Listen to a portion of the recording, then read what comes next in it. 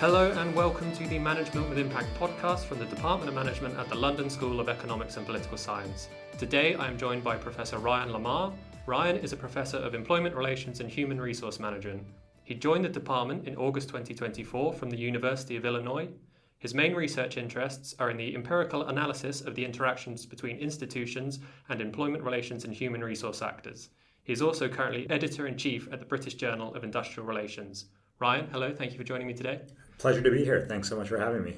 So today I want to primarily focus on this fascinating article you wrote for the department's Forbes contributor account titled "The Decision to Travel to Work During the Pandemic Was Both Racialized and Politicized," which focuses on workplace mobility during the US COVID-19 pandemic. However, before we get into the meat of that, I touched a bit on your background during the intro there, but could you give us a bit more about your academic background and what your journey has been up until this point?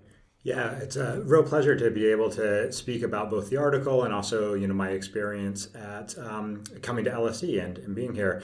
So I got my undergraduate, my master's, and my PhD all from the same exact school in the same institution. So I came out of the School of Industrial and Labor Relations at Cornell University, and I finished in 2008 with my PhD. And 2008 was a big year for a lot of sort of global events that disrupted job markets, including my own, which made it quite difficult for me to find a job in the U.S. academic market, which was a real blessing for me, actually, because I got to move abroad to do a postdoc in Ireland, and I spent 2 years in Ireland. At the University of Limerick, which was a wonderful experience. I then spent a year actually living in the UK as a lecturer in the University of Manchester.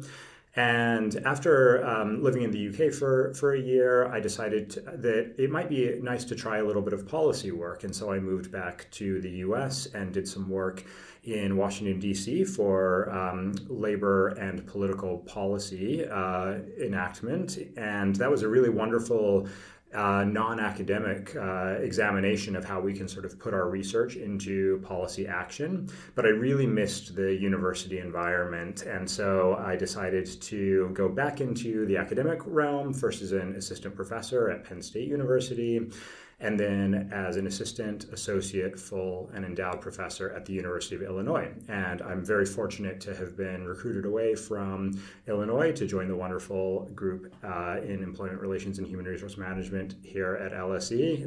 I've been here about 3 months, and I couldn't be happier, and it's just been an amazing experience. Oh, fantastic. So this is not your first time in the UK. So how do US and UK institutions differ from your perspective?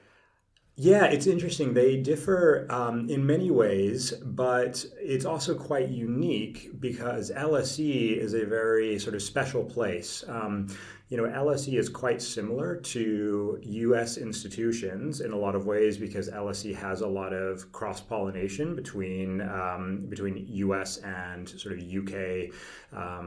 Perspectives. A lot of U.S. faculty members, a lot of U.S. students, and so the move to LSE in particular has been really smooth and has been really similar to what I would have experienced at Illinois.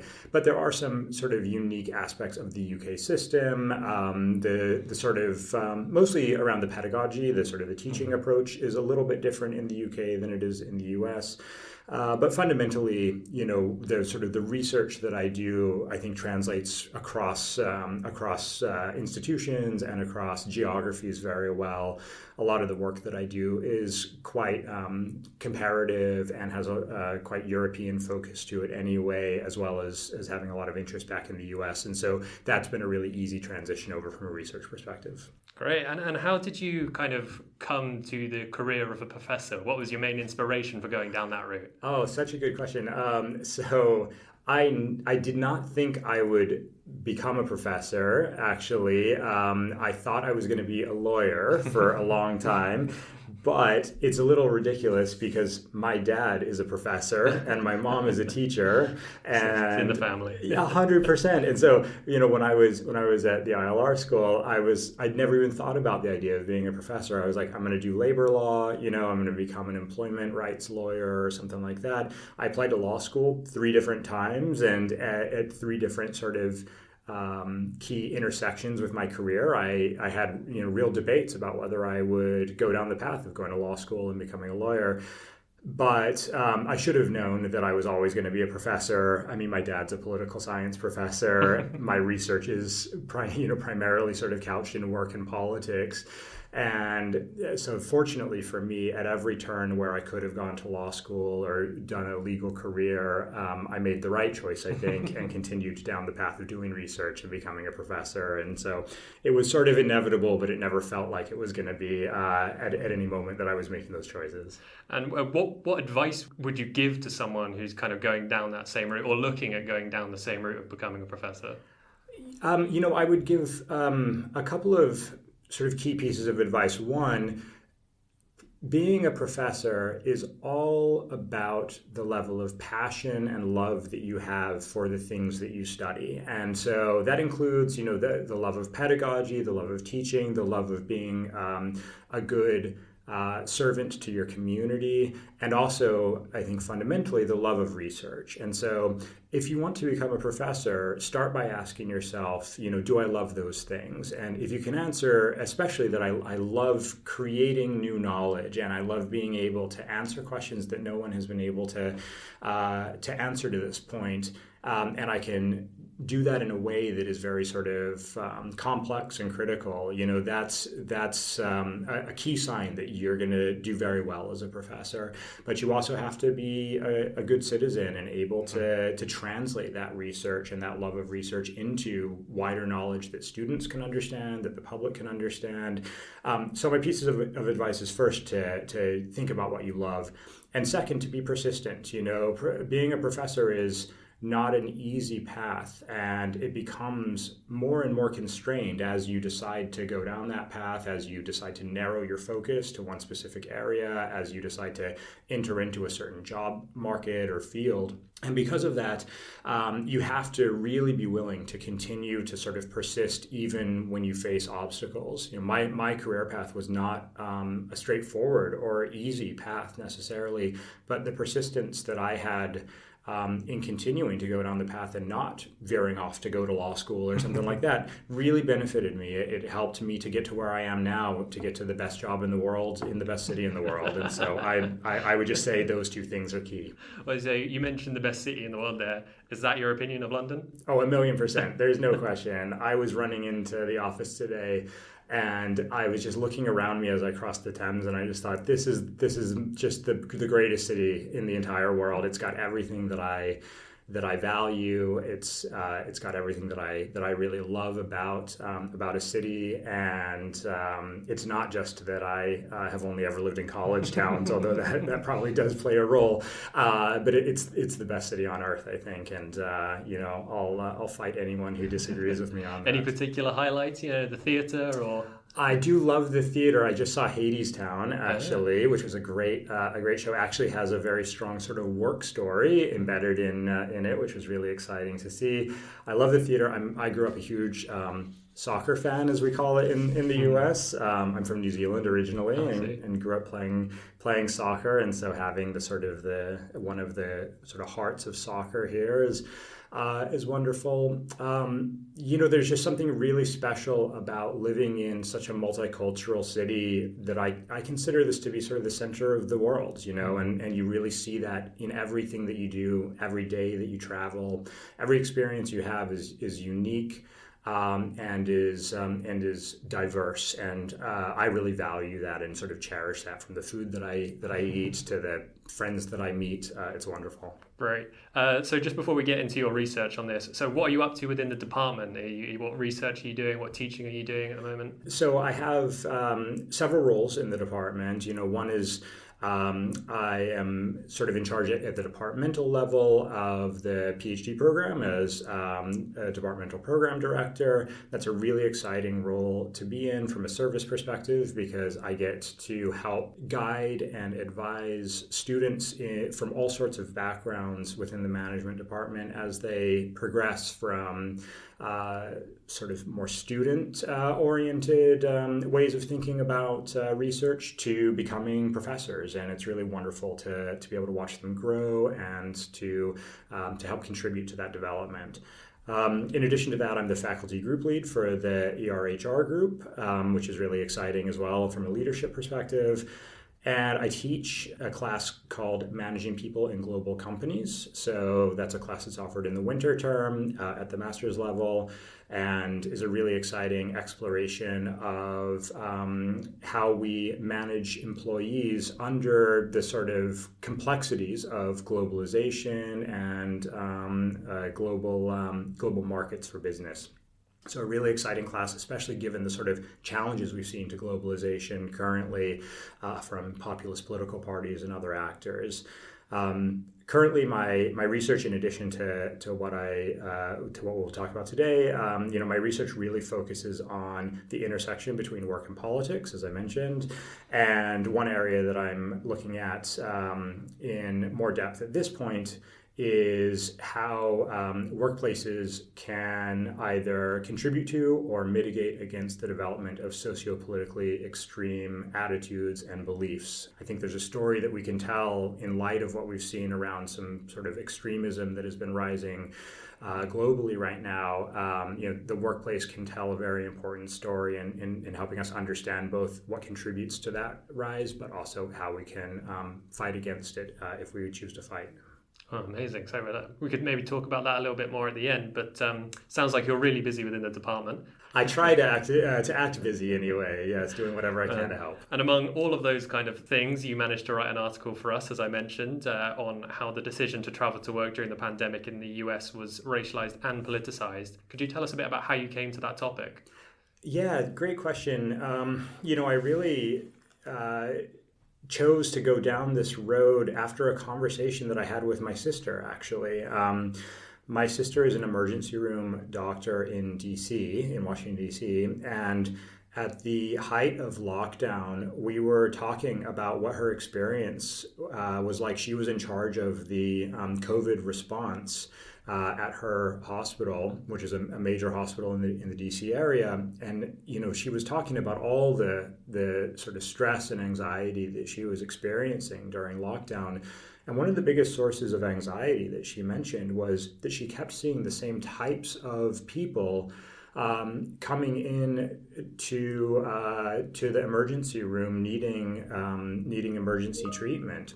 And the types of people that she saw were almost entirely vulnerable individuals of color, primarily Black workers that, through no fault of their own or no choice of their own, had been exposed to this really terrible disease when we had no cure. We still don't have a cure, but we had no sort of recourse to fight against it. And talking to her about that, she was saying how much she struggled with the idea that she was seeing, in action, this group of people basically coming in, having debilitating health consequences.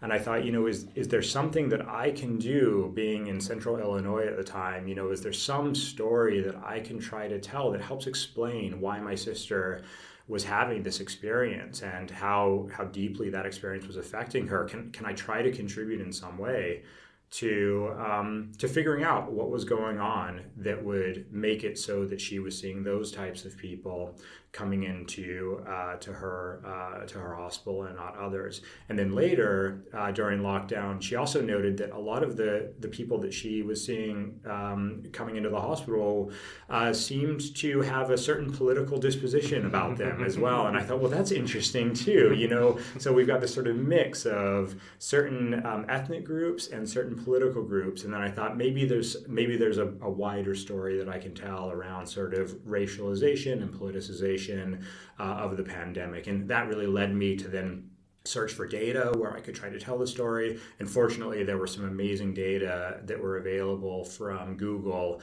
that allowed me to sort of empirically capture what she was seeing and try to write about it in the article. So you were taking essentially what your sister was finding at a local level in DC and seeing if the results were the same across the country, and it was for those kind of ethnic groups and that political group. Yeah, it was really fortuitous in that way that, basically I had this sort of anecdote from Janice, from my sister, and I thought, I wonder what's going on there and whether I can sort of extrapolate from that very small story to some sort of more generalizable, wider experience. And we had a lot of anecdotal evidence coming out during the time, especially at the height of lockdown, but then also as we continued through the pandemic. We had a lot of anecdotal stories suggesting that there were deep racial and political components to the sort of response that we got to the pandemic, and that in fact the pandemic was more of a manifestation of societal inequalities than it was some sort of event that was sort of acting independent of those societal inequalities. That we basically could use the pandemic to understand underlying sources of inequality between groups. And so I thought that I might be able to tell a generalizable story about that inequality with the data that I had. And that story was essentially that for Black communities and the political communities that you identified with the Trump voting communities, they were likely to see worse outcomes during the COVID-19 pandemic because of how society structured and how institutions are structured. Yeah, exactly. And in fact, there are two discrete sort of avenues there. And it's important in the paper to identify that, the sort of the racialized experience that caused Black workers to continue to travel to workplaces and therefore expose themselves to this horrific disease, this horrific virus. Those pressures were rooted in structural racism, and Black workers did not want to be going to workplaces. They didn't want to be exposing themselves to the virus, but they felt like they were compelled to expose themselves, to put themselves at risk, basically, because of these structural pressures.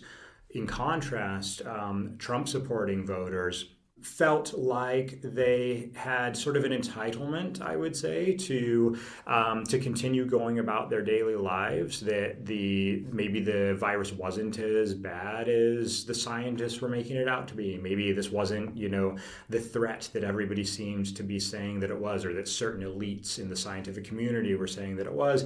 And therefore, why should I stay home, when this has been a major disruption for me in my life? I should be able to go to work, but I should also be able to go basically anywhere else that I want as well. And so these are two sort of different sources that result in the same effects to the workplace, which is that Black workers and Trump voters both went to workplaces at relatively higher rates than other ethnic or political groups, but that Trump voters in particular also went everywhere else, whereas Black workers only went to workplaces and didn't go to restaurants or retail establishments or anything like that. Yeah, so there's quite a lot to unpack there, and the kind of reasons, as you were saying, for the same outcomes is really drastically different for each group. And you mentioned structural racism there. The kind of idea that racism is embedded within institutions and organizations. So how had that manifested in the COVID-19 pandemic to deliver these outcomes for Black populations? Yeah, so this was a really important piece of the paper, because what I was able to initially show was that we see the variation, and I had to kind of assume certain things about structural pressures on workers based on the sort of community level differences, the county level differences between counties with higher proportions of Black populations versus higher proportions of white populations. And to solve the problem of basically, like, how do you know that it's something like a structural racist system or some other sort of pressure, what we did is we conducted a supplemental survey of individual individual workers during lockdown, some of whom were Black and some of whom were other ethnic groups. And we asked them questions about the sort of pressures that they might have felt at the height of lockdown. Do I feel like I'm able to take time off of work? Do I feel like I'm able to work from home? Do I feel like I'm potentially at risk of job loss?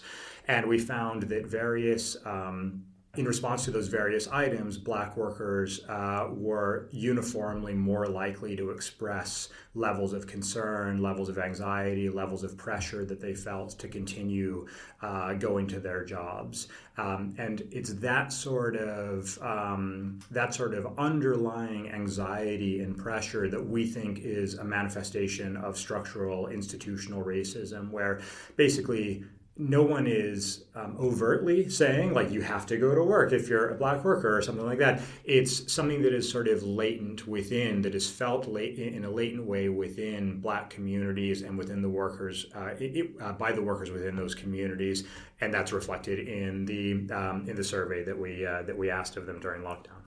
And that was the same, as you were saying, across different counties with different levels of Black populations and counties with different responses to the COVID-19 pandemic, so those that had stay-at-home orders and those that didn't. Yeah, that's exactly right.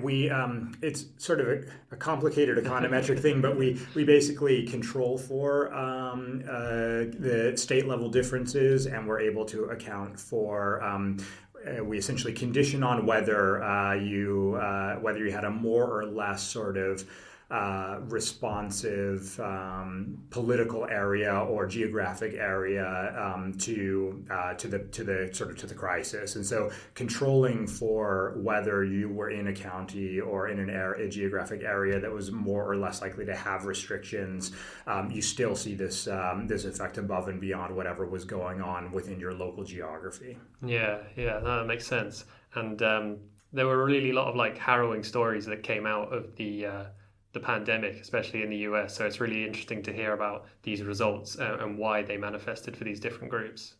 Yeah, I mean, the biggest sort of story that I really wanted to connect to the research that I had. I'm not sure if you recall this, but there was this Black bus driver in Detroit, a guy named Jason Hargrove, who at the height of lockdown, posted a Facebook Live video where he was really sort of very agitated and really sort of upset in his video, and he was saying, I'm out here driving this bus, working to keep Detroit moving, working to help you all, to get you to where you need to be when everyone else gets to stay home.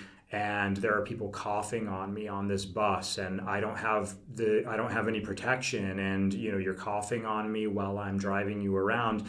All of his fellow workers got to stay home, and he, as a Black bus driver, was out driving the bus when the vast majority of people in his community were able to stay, or the vast majority of bus drivers anyway were able to stay home. And he ended up 2 days after he posted the video getting COVID, and he ended up dying of the disease.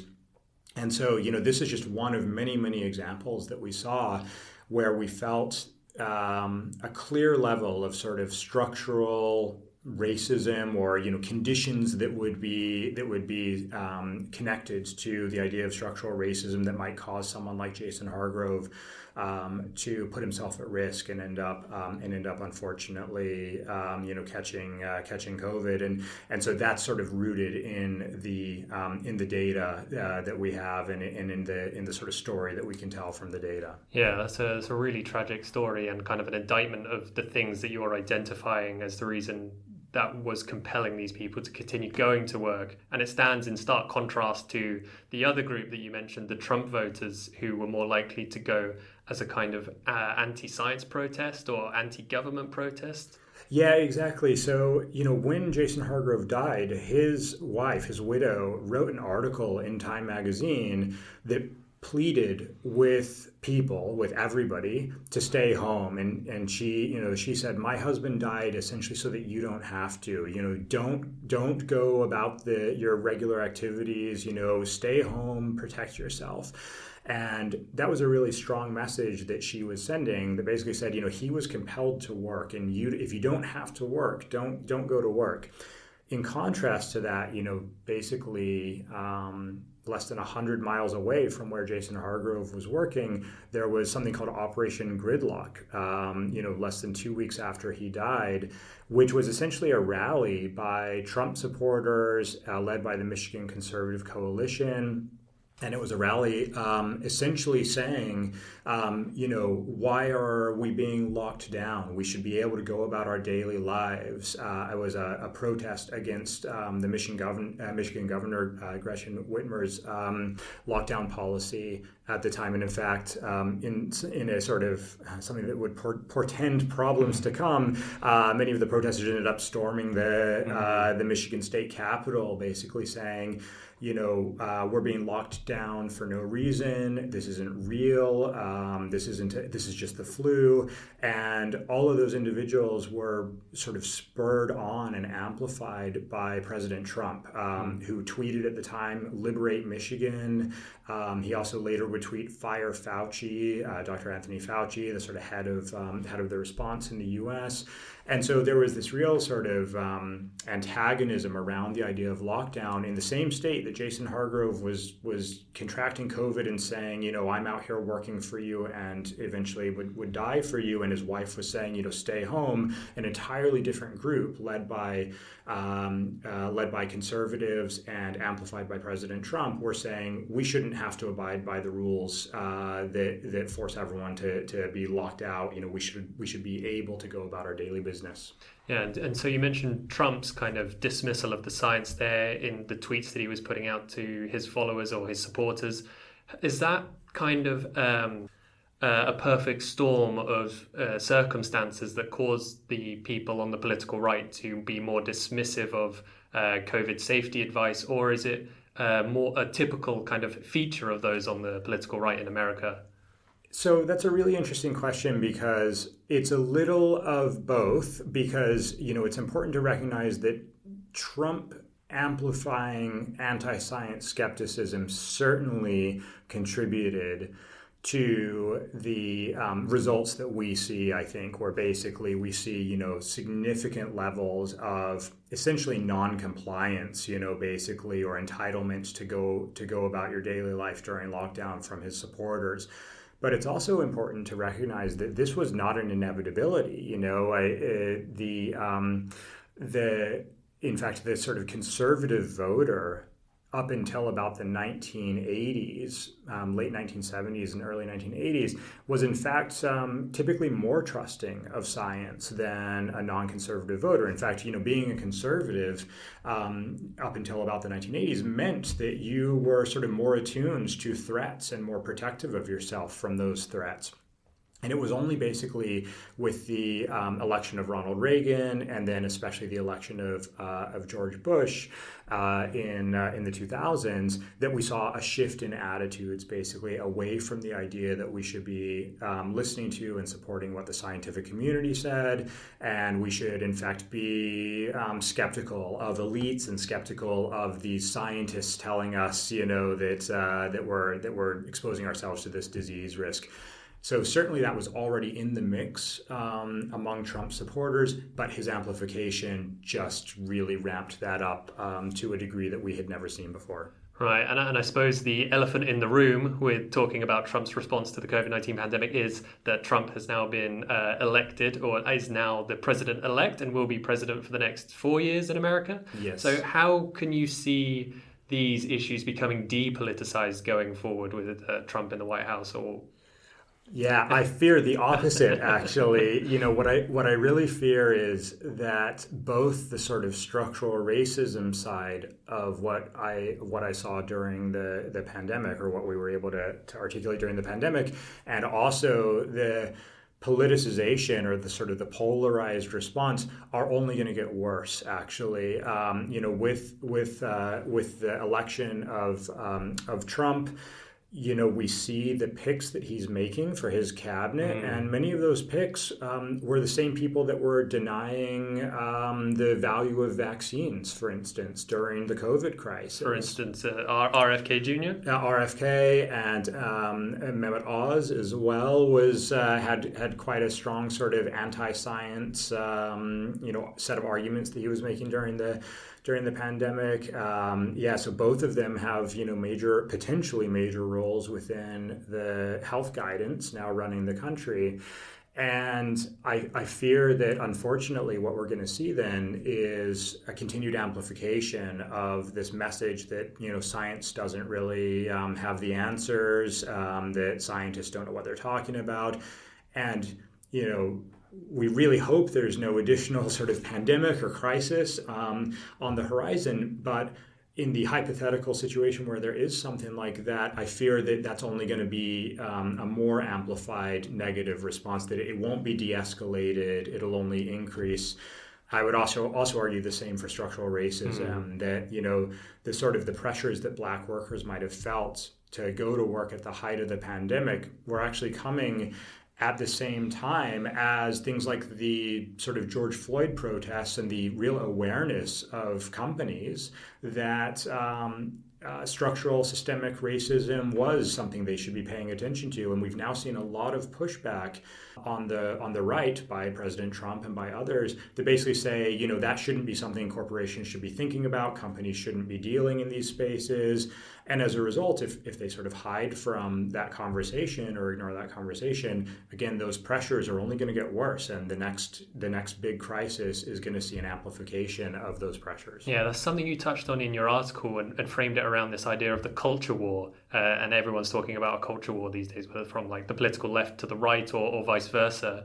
And that you're saying essentially there was some progress being made on initiatives to have better outcomes for people in workplaces, but now a pushback from the political right is rowing back on those. Yeah, I mean, a lot of those initiatives were rooted in an understanding that, diversity, equity, and inclusion within workplaces are vital because of this legacy of systemic injustice, systemic racism, that we see manifested in the results that we get looking at what happened during COVID.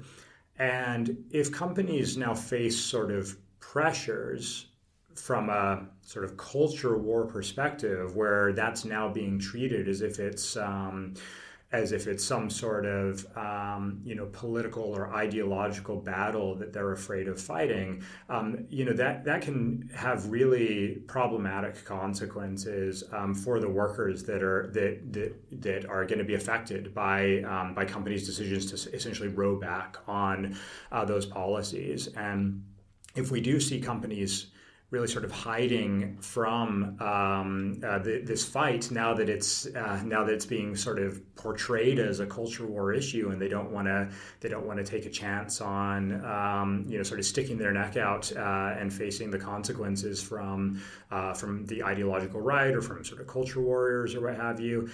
There will be real harms in companies doing that. If they row back on these initiatives, that's going to be potentially really problematic.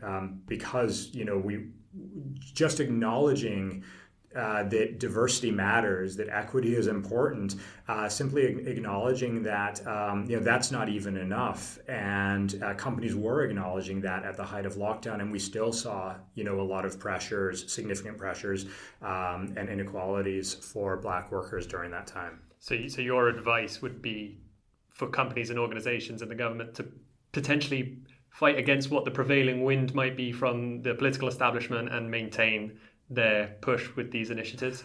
Absolutely. No question that organizations should not view this as a culture war issue. They should view this, in my opinion, organizations should simply view this as a correction that as a sort of an understanding of an objective historical injustice that has happened to a massive group of workers. There are differences in equity between groups. We know this to be true, and this is true not just from a racial perspective, but from a gender perspective, and from many other sort of identity-based perspectives.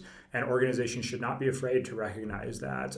Certainly, courts have always recognized that, or at least so far have recognized that. Who knows what will happen in the future? But courts create anti-discrimination laws, and governments create anti-discrimination policies on the assumption that there are these differences between groups of people that we have to be mindful of and we have to try to correct for in some way.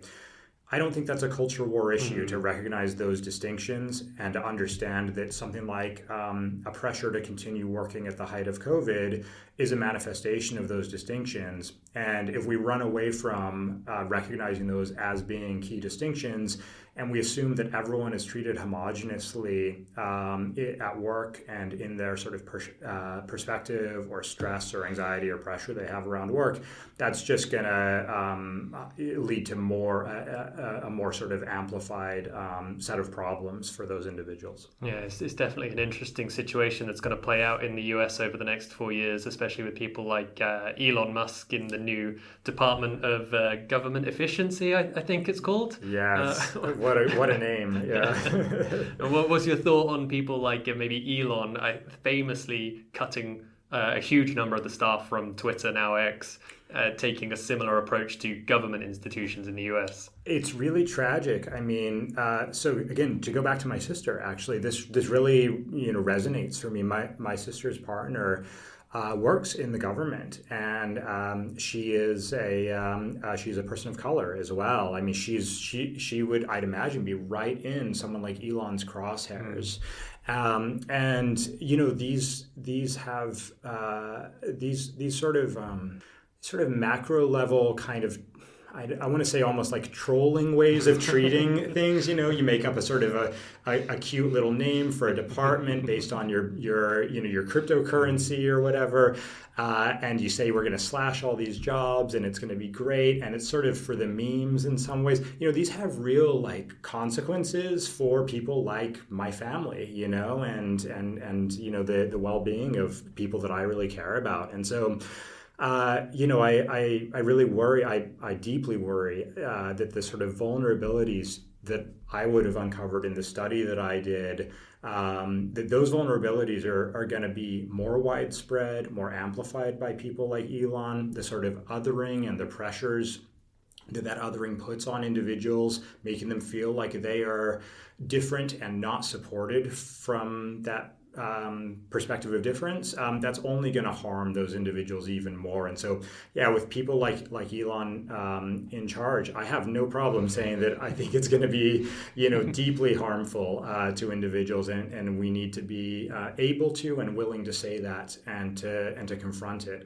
I think that's one of the privileges that I, as a professor, and that all of us should have is our ability to say that this isn't okay and that it really harms us. Yeah. So, I mean, you briefly touched on some of the new research that you might be working on as well, looking at extremism in organizations. That might lead on from what we were talking about before, but could you give us a bit of an insight into that? Yeah, absolutely. Obviously this is sort of front and center right now. It's kind of hard to do research. It doesn't focus on this if you're me and you're looking at sort of the intersection between work and politics. I think there's a really interesting story that we can tell about sort of spillovers from the workplace to the political arena. I've tried to tell that in a variety of different articles that I've written on the subject. And the most recent one basically makes the argument that if we want to understand sociopolitical extremism, I look at, for instance, conspiratorial thinking, climate denial, xenophobia, homophobia, and authoritarianism. If we want to understand contributors to those sort of what I call sociopolitically extreme beliefs, we can certainly understand that as being affected by a lot of different factors in a person's life. But one thing that really affects the development of those beliefs is your experience at work, at least according to the research that I've done. Basically, in workplaces, if you have collegial, collaborative work networks that are full of diverse groups of people that give you diverse perspectives, you're far less likely to treat people as if they're others outside of the workplace, to sort of, see LGBTQ individuals as being, less sort of allowed to have rights or able to earn rights. You are less likely to be xenophobic. You're less likely to believe in authoritarianism if you have this sort of strong, diverse work networks.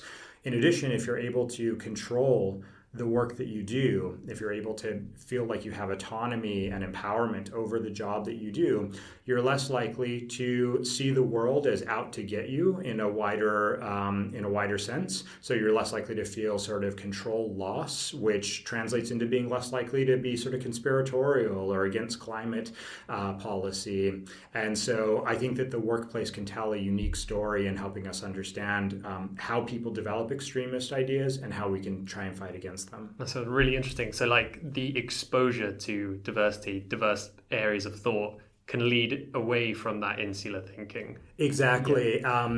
To give a sort of a quick way of thinking of it, if the only exposure you have to a way of thinking about the world comes from people who are like you, your family or, friends that you essentially select into, friend groups that you select into that are homogenous, that look like you, that act like you, that come from your socioeconomic background or your ethnic background or what have you, if that's the only exposure you have to the way the world works, then you see the world through a lens that everyone else that's not part of that sort of homogenous group.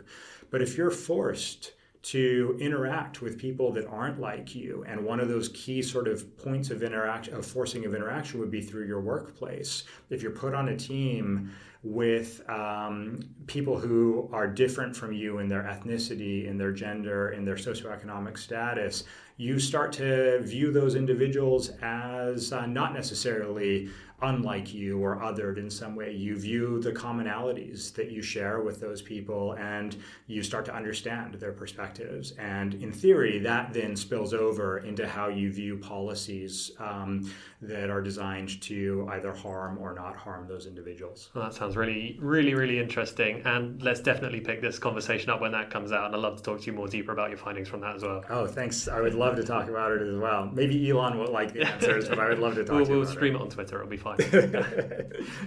Anyway, I know you've got a meeting coming up, so let's wrap it up there, Ryan. Thank you so much for joining me today. And thank you everyone at home for listening. Make sure to subscribe to the podcast for future episodes to come and to head to our website at www.lse.ac.uk/management for more information on all things from the Department of Management. Thanks again, Ryan. Thanks so much. Appreciate it.